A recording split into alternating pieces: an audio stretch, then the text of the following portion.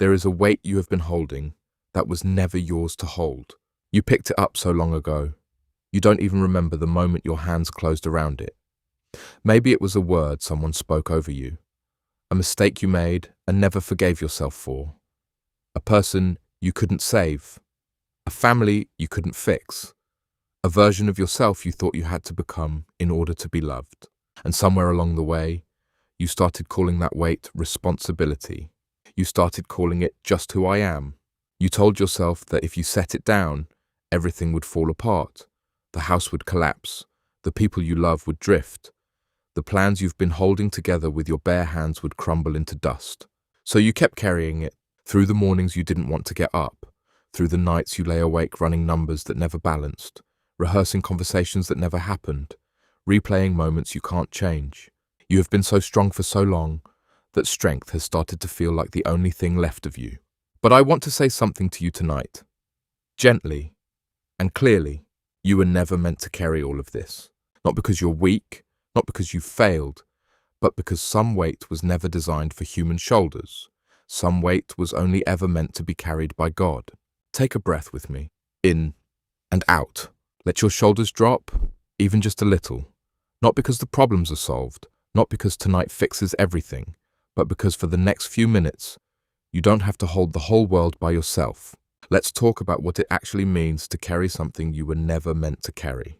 Think about the difference between a burden and a weight. A burden is something you are meant to bear for a season, a task, a responsibility, a hard season of growth that shapes you. There is dignity in that kind of weight. It builds muscle, it builds character.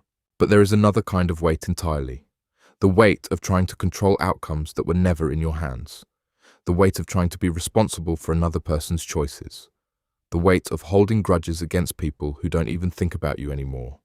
The weight of trying to earn love that should have been free. The weight of guilt for things that happened when you were too young, too powerless, too afraid to do anything differently. That second kind of weight doesn't build you. It breaks you down, slowly, quietly over years. And most people carrying it don't even realize they're doing it, because they've been doing it since childhood. It feels like breathing. It feels like normal. It feels like just how things are. I want you to notice something tonight. Notice where in your body you feel tight right now. Maybe it's your jaw, maybe it's your shoulders, maybe it's a knot low in your stomach that never fully releases, even on your good days. That tightness has a name, and often that name is a memory. A memory of being the one who had to hold it together. A memory of being told, directly or indirectly, that your feelings were too much, so you learned to carry them silently. A memory of watching someone you loved struggle and deciding, without ever saying it out loud, that it was your job to fix it. Children do this. They take on weight that belongs to adults.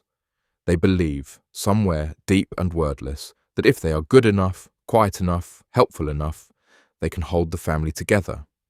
And then they grow up, and the child inside them is still holding on, still trying to hold together things that were never theirs to hold in the first place. If that's you, I want you to hear this clearly. You did not cause the things you've been blaming yourself for. You did the best you could with what you understood at the time. And carrying that weight now, decades later, does not undo the past. It only exhausts the present. There is a kind of tiredness that sleep cannot fix. You can rest 8 hours, 10 hours, and still wake up feeling like you ran a marathon in your sleep. That is not laziness. That is not weakness. That is the exhaustion of a soul that has been carrying more than it was built to carry for longer than it was ever supposed to. God did not design you to be the source of your own strength. He did not design you to hold the weight of everyone else's choices, everyone else's moods, everyone else's healing. He designed you to be loved, to be steadied, to be carried, even while you carry others in smaller, healthier ways. Think about what it means to be made, to be created rather than self-created. A created thing is never meant to operate independently of its creator. A lamp is not designed to generate its own electricity. It is designed to be plugged in, to receive power from a source outside itself, and then to shine. You were never designed to generate the strength for your entire life by yourself. You were designed to receive it. So much of your fatigue, so much of the low hum of anxiety that follows you through your days comes from trying to be the source instead of the vessel, trying to be your own strength instead of allowing yourself to be strengthened, trying to control what only God can hold. I want you to imagine, for a moment, physically setting something down. Picture it in your hands. Maybe it looks like a stone. Maybe it looks like a bag, heavy and worn from years of carrying. Maybe it doesn't have a shape at all, just a heaviness you've felt for so long, you've stopped noticing it as unusual. Now imagine kneeling, not out of weakness, but out of trust, and placing that weight down, not throwing it, not hiding it, just placing it down, gently, in front of God, the way you might set down something too heavy at the door before walking into a home where you're safe. You don't have to pick it back up right now. I know your instinct will be to reach for it again in a few minutes. That's normal. You've held it so long that your hands feel empty without it. But for tonight, just notice what it feels like to have your hands open instead of clenched, to have your shoulders back instead of curled forward, to breathe from your stomach instead of the shallow, protective breathing you've gotten used to. Let's talk about specific weights, because I think it helps to name them instead of leaving them vague. There is the weight of trying to be responsible for someone else's happiness. If you have ever felt guilty for someone else's bad mood, if you have ever rearranged your entire day, your entire personality, just to keep someone from being upset with you, you have been carrying weight that was never yours. You cannot control another person's inner world. You can be kind, you can be present, you can love well, but you cannot be responsible for feelings that belong to someone else's heart, someone else's history, someone else's choices. There is the weight of unfinished grief.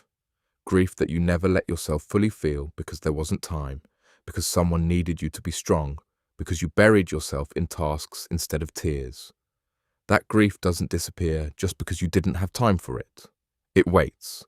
It sits quietly in the corners of your chest, and it makes ordinary days feel heavier than they should. There is the weight of old failures you've never forgiven yourself for, a decision you made years ago that you still replay, a relationship you damaged, a moment you weren't there for someone the way you wish you had been. You have already lived the consequence of that moment. You do not need to keep punishing yourself for it every single day. Punishment repeated endlessly is not justice. It is just suffering without purpose. There is the weight of trying to control the future, running scenarios in your mind, trying to prepare for every possible outcome, trying to protect yourself and the people you love from every possible pain. This kind of vigilance feels responsible. It feels loving. But underneath it is often fear, and fear was never meant to be the engine that runs your life. There is the weight of comparison, carrying around a silent, constant measuring stick, checking where you stand against people whose actual lives you don't fully see. This weight convinces you that you are behind, that you are less, that you have to catch up to something that was never a real destination in the first place. There is the weight of shame that isn't even yours, shame that was placed on you by someone else's cruelty, someone else's abandonment, someone else's failure to love you the way you deserved. You have been carrying the weight of their brokenness as if it were evidence of your own unworthiness. It was never that. It was only ever evidence of their own unhealed places. I want to pause here and let that settle. If any of this is describing you right now, you are not being criticized. You are being seen. There is a difference between someone pointing out your weight to shame you and someone pointing it out so you can finally set it down. This is the second kind. Let's return to breathing for a moment. In slowly, hold it gently, and out. Notice that the world continues even while you're not gripping it tightly. The room around you is still standing. The people you love are still loved, even in this moment when you're not actively worrying about them. Nothing falls apart just because, for a few minutes, you let your hands rest open instead of clenched. This is what trust actually feels like in the body. Not a grand emotional leap, just an open hand, just a slower breath, just a willingness to believe that you are not the only thing holding the universe together. Here is something important to understand. Letting go of weight that isn't yours does not mean you stop caring. It does not mean you become careless or cold or distant. It means you stop confusing care with control. You can care deeply about someone's healing without believing you are the one who has to produce it. You can love someone fully without believing their choices are a referendum on your worth. You can grieve honestly without believing your sorrow makes you weak. There is a strength in surrender that looks nothing like weakness. It takes more courage to say, "I cannot fix this," than to keep pretending you can. It takes more strength to say, "This was never mine to carry," than to keep white-knuckling your way through another sleepless night trying to control the uncontrollable. Think about the posture of someone who has truly set weight down. Their shoulders are back, not because they're rigid, but because they're not curled protectively around a burden anymore. Their breathing is slower, deeper, because their body isn't bracing for impact every second of the day. Their eyes are softer, because they're not scanning constantly for the next threat, the next failure, the next disappointment they'll have to absorb alone. That posture is available to you, not because your circumstances have changed. Circumstances rarely change as fast as we want them to, but because your grip has changed. Because you've started to understand the difference between what is yours to hold and what was only ever meant to pass through your hands on its way to someone stronger than you. I want to talk about what it means to trust something larger than yourself with the things you cannot control. There is a particular kind of peace that comes not from having all the answers, but from no longer needing all the answers. From being able to say, honestly, I don't know how this resolves. I don't know how this heals. I don't know what happens next. And still sleeping soundly, because the not knowing is no longer yours to solve alone. This is not passivity. This is not giving up on your life, your responsibilities, your effort. You will still wake up tomorrow and do the things that are genuinely yours to do. You will still show up for the people you love, still work toward the goals that matter to you, still make the decisions that are actually within your power to make. But you will do it from a different place, not from the frantic, gripping place of someone who believes everything depends on them alone, but from the steadier place of someone who understands they are one part of something much larger, and that the weight of the whole was never assigned to them. Let's talk, gently, about the people you love, because so much of the weight we carry is weight we've taken on for others. If you have a child who is struggling, you cannot carry their struggle for them. You can walk beside them. You can love them fiercely. You can offer wisdom, patience, presence. But their journey, their choices, their healing belongs to them. Carrying it for them does not speed up their growth. It often slows it, because it robs them of the very struggle that would have taught them to stand on their own. If you have a parent who is aging or struggling or set in patterns that hurt themselves or others, you cannot rewrite their life for them. You can love them within your limits. You can set boundaries that protect your own peace. But you cannot carry the full weight of decisions that are theirs alone to make. If you have a friend, a sibling, a partner who is going through something painful, your presence matters enormously. But your presence is not the same as ownership of their pain. You can sit with someone in their suffering without believing that suffering is now yours to fix. This distinction between presence and ownership is one of the most freeing distinctions a person can learn. Presence says, I am here with you. Ownership says, your pain is now my job to resolve. One is loving, the other is exhausting and ultimately impossible. I want you to think about a moment in your life when you tried to control something that was never within your control. Maybe it was someone else's addiction. Maybe it was a diagnosis. Maybe it was a relationship that was already ending long before you were willing to admit it. Think about how much energy you spent trying to bend that outcome. Think about how tired that made you. And think about what actually changed the outcome in the end. Often, it wasn't your gripping harder. It was your letting go that allowed something real to finally happen, one way or another. This is not a comfortable truth. Most of us would rather believe that if we just try hard enough, worry enough, control enough, we can bend any outcome to our will. But that belief, however well-intentioned, is often the very thing keeping us exhausted and keeping the situation stuck. Let your hands open again. However you're sitting or lying right now, notice your hands. Are they clenched? Are your fingers curled in, even slightly? Let them open. Let your palms face upward, if you can. This is an old posture of receiving, not gripping, of trust, not control. You are allowed to receive help you didn't earn. You are allowed to receive rest you didn't work for. You are allowed to receive peace that doesn't depend on your circumstances being perfect first. So much of our exhaustion comes from believing that peace has to be earned, that rest is only for people who have finished all their tasks, that we are only allowed to set the weight down once every problem is solved, but that standard will never be met. There will always be another problem, another crisis, another person who needs something from you. If you wait for a completely calm, fully resolved life before you allow yourself to rest, you will wait forever. Rest is not the reward at the end of the struggle. Rest is what allows you to keep walking through the struggle without collapsing. I want to speak now to the specific weight of self-blame, because I think it's one of the heaviest things people carry and one of the most silent. If you have spent years blaming yourself for things that were, in truth, not fully within your control, a relationship that ended, a job you lost, a family member's pain, a mistake you made when you were younger and didn't know better, I want you to consider something. What would it look like to extend to yourself the same grace you would extend to someone you love? If your closest friend came to you and confessed the exact thing you've been punishing yourself for, what would you say to them? Would you list every way they failed? Would you remind them daily of their mistake? Or would you say, you were doing the best you could with what you knew. You are not defined by that moment. You are allowed to grow beyond it. You deserve that same grace. Not because the mistake didn't matter, but because carrying it endlessly does not undo it. It only prevents you from becoming who you're capable of becoming next. Growth requires setting down the version of yourself that made the mistake and picking up the version of yourself that learned from it. You cannot become that second version while your hands are still full of the first.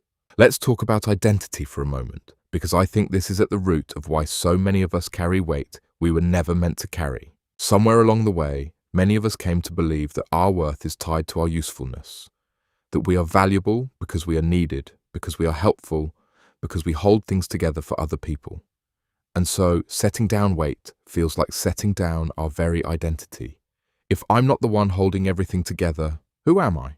But your worth was never meant to be built on your usefulness. You were valuable before you ever carried anything for anyone. You were valuable in the quiet, unremarkable moments when no one needed you for anything at all. Your worth is not a wage you earn by carrying weight. It is something that was true about you from the beginning, something given, not earned. This is hard to believe if you've spent your whole life proving your value through effort, but I want you to sit with the possibility, even just for tonight, that you do not have to earn your place in the world by exhausting yourself, that you are allowed to simply exist, to simply rest, to simply be loved without producing anything to justify it. Take another breath. Let it be slower than the last one. I want to talk about surrender because it's a word that sometimes sounds like defeat, but is actually closer to freedom than almost anything else. Surrender does not mean giving up on your life. It means giving up the illusion that you were ever meant to control it entirely by yourself. It means acknowledging that there is a power greater than you, one that holds what you cannot hold, sustains what you cannot sustain, and carries what you were never designed to carry alone. When you surrender something, you are not saying it doesn't matter. You are saying it matters too much for your limited hands, and you are trusting it to hands that are not limited the way yours are. This is not weakness. This is one of the strongest things a person can do.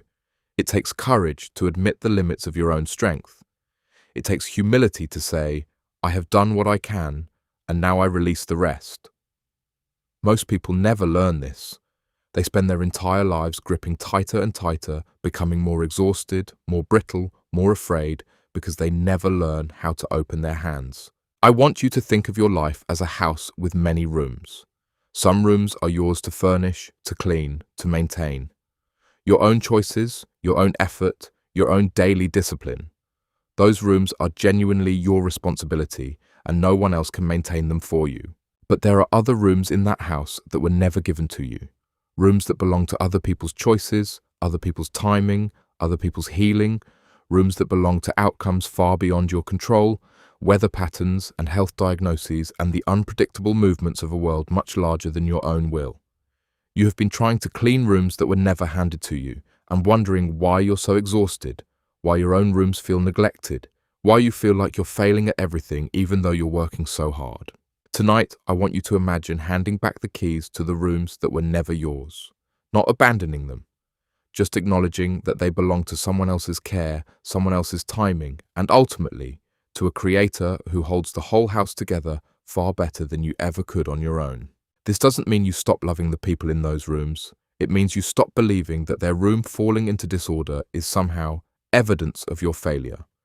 It means you can finally breathe in your own space, tend to what is genuinely yours, and trust that the rest of the house is held by someone whose capacity is not limited the way yours is. Let's return one more time to your body. Notice your breathing right now.